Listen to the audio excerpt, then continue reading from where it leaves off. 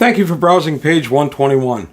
Today we're going to look at the home base for my active duty campaign, which I started just the other day. I'm really excited that we got this guy going. We did a session one a few months ago, and unfortunately, because of scheduling and life, we haven't been able to get the whole group together to play until just the other day. So we had a lot of fun. We started out in Glisten, the Jewel of the Marches. This is a really nice book. This is from Steve Jackson Games in 2001, July 2001 edition, and this was $8.95 when I bought it. I liked a lot of the GURPS stuff that came out. They did some really nice work with the details on some of these books, and I know it's GURPS, and you're saying, well, GURPS doesn't fit into what I do. Me either, but the meat in this is really good. In fact, because I like this book so much, I've chosen that this book is going to be canon in my Traveler campaign, my Traveler universe, over some of the other sources that I've had. So I'm going to go through the book and we can look at some of the details. GURPS Traveler, Planetary Survey 4, Glisten, Jewel of the Marches, by James Malazewski from Steve Jackson Games. We get a nice look at the Banff Starport. Banff Starport is very important in Traveler. We get a nice little side section of it, and we get the key for it. And then we get the table of contents and all the credits. I loved GURPS Traveler stuff. They did some really nice stuff. I think it's still some of the best stuff that's out there for Traveler. We get an introduction on how to use this book, and a little bit about GURPS, about the author. The Traveler line editor was Lauren Wiseman, he of GDW fame. And then you get the IISS data for Glisten and the Spinward Marches.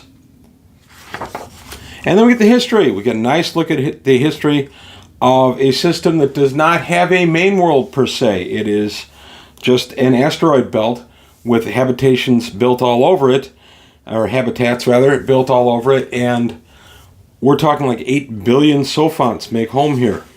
That's pretty cool. But we get a nice look at the history here. And, there's my old receipt. I used to throw these into the books. So, $8.95. I gave him $10 in cash. And my salesperson was Brian. So, July 9th, 2001 is when I bought this guy. So, we go through Empress Arbalatra. She's the one that kind of stopped the whole first Civil War in the Third Imperium. And she is celebrated as a notable from the Spinward Marches and especially beloved to Glisten. The Frontier Wars and the Civil War, and this goes into why Arbalatra was important in the Civil War. My players named their ship the Blue Empress, the Blue Princess, and I really don't know where that came from, but I have decided that it's a nickname that Arbalatra had in Glisten, so they have named that ship in honor of Arbalatra, and in fact it launched on Arbalatra Day. I was kind of proud of that idea. So, and then we have the founding of modern Glisten, the Second Constitutional Convention, growth and recognition, and a bright future. And then we get a look at Banffy Starport. Glisten's Banffy Starport is an entirely free-floating structure. I like that. We get a look at the belts. According to this book, it has two distinct asteroid belts. First and best known as the Glisten belt, and the second is the Pluvis belt. It's a smaller, less exploitable belt in the same system. And that is where some of the canon differs from this book.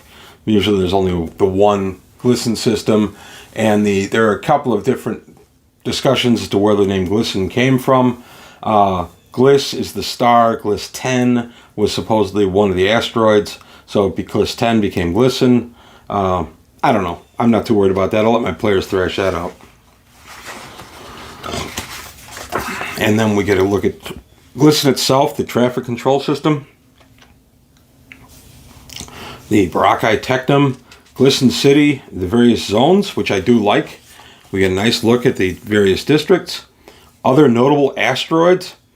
Washin is the home of the system's Scout service base, which I liked. And there's a nice look at the IISS base. The Centennial Imperial Planetological Forum. It's a gathering of the minds to talk about different things, different theories currently about asteroids and mining and space and all kinds of fun stuff. And then we get the Glisten Institute of Planetological Studies, also known as GLIPS. We get in the Pluvis group, we get the Bilstein Yards, Ling Standard Products, one of the big megacorps here. And then we get the mining school, different things. And then Groun is the one that I used. It's the Systems Diplomatic Complex. It's its own little asteroid for diplomats, and they have various trade delegations there and various diplomats showing up, and sometimes even Shodani are there, sword worlders, representatives from different sections of the Third Imperium, the Darians, just all kinds of fun stuff there. And that's where I had a small party that was some of the adventure that my players had. And then we continue on. Secret asteroids and other oddities. Are there any? Well, that's kind of up to you as the GM. And then other asteroids, other ecologies, what government they have, crime and punishment, the economics, law enforcement, the Duchess of Glisten, its home Duchess of Glisten, Avarawa, Raha, can't even say that last name, she's Duchess with little due to governance of the system.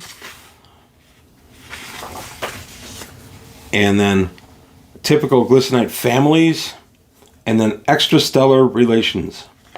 So we have lots of trade, their politics, part of the 100th fleet per this book. And that's what I made my player's element class frontier cruiser. I made that part of the fleet, but it's on a solo mission. It's basically just going out to show the flag. And my game starts just before the beginning of the 5th Frontier War. So we're going to look at how to make characters for GURPS Traveler that come from Glisten, and then adventures in Glisten. And that was the nice thing about some of these. They had some of the GURPS stuff, but it wasn't overwhelming. A lot of these books are almost system of agnostic, which I like. And then we have different adventures you can have. Glisten represents Planetary Survey as a standard version on which GURPS Traveler products will refer. However, it is not the only possible interpretation of this high population system. Described below are 3 alternate interpretations, and this gives you a little bit of different stuff you can throw into your game. You can change things around a little bit to make it your own. I like that. It's one of the nice things about the GURPS stuff. They very much wanted the GMs to go ahead and take it over. And then we get a nice index, which I always appreciate. And then Worlds Within Jump 6 of Glisten right there, and there she is, Glisten right there. And my players will be heading spinward, and they're going to show the flag at Collis. That's where they stopped the last game. They just made it to Collis. And if that sounds familiar, yes, I'm going to dovetail this with my Traders Gone Pirate game. And my players are nervous about that because I've already informed them that in at least one of the games, possibly a few, they are going to be playing, some will be playing the characters aboard the Starship, the Blue Princess, and others will be playing their characters who've gone murder hobo. And they may have some explaining to do. So I'm excited. I'm glad that they're nervous about that. That really brought a smile to my face. But there you have it. These are outstanding books. I love these source books.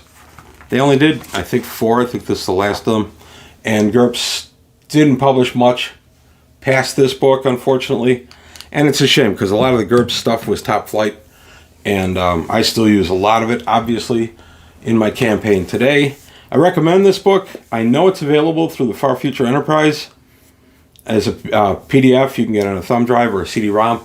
I'm not sure if this is in drive-thru or not. I'll look, and if it is in drive-thru, I'll go ahead and I'll post a connection to it, a link to it, but I'm not sure it's on there. But I know you can get it from Far Future, so if you want to get that, I recommend it. I love all the GURPS stuff. I was still huge, or am still huge into Traveler, but I was huge into Traveler at the time. Played a little bit of GURPS. The GURPS system is, I realize that you can do anything you want with it being a D4 based system. It's pretty narrow in my opinion. I found it a little rough to play, but GURPS is more about GM and storytelling and player interaction than anything else, so I get that. But there you have it. That's a look at Glisten, Jewel of the Marches, the takeoff point for my campaign, and what will ultimately be the player's home base. And we'll see what goes from here. But that's all I've got to say today on page 121. I want to thank you for your time. Thanks for watching. Please leave any comments below, like and subscribe. Let me know how you felt about the GURPS Traveler stuff. I thought it was a really good licensee, and I thought they brought some really high quality stuff to the game. But that's all I've got today on page 121. Thanks for watching, and I'll see you next time.